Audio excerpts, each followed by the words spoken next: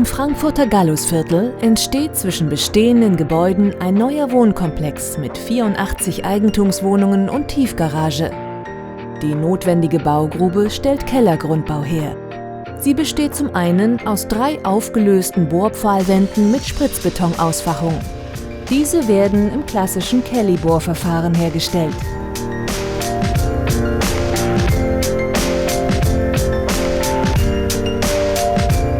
Darüber hinaus wird eine überschnittene, einfach rückverankerte Bohrpfahlwand errichtet. Sie wird im Doppelkopfverfahren hergestellt.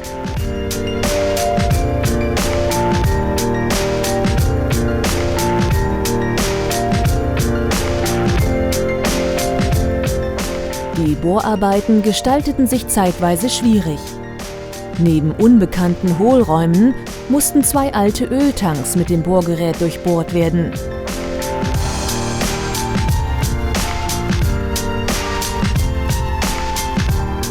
Kellergrundbau überarbeitete im Vorfeld das technische Design. Durch Optimierung des statischen Systems konnten die Ankermassen und die Anzahl der bewehrten Pfähle reduziert und die Bauzeit damit erheblich verkürzt werden. Wir freuen uns, zur Realisierung dieses spannenden Innenstadtprojekts beitragen zu können.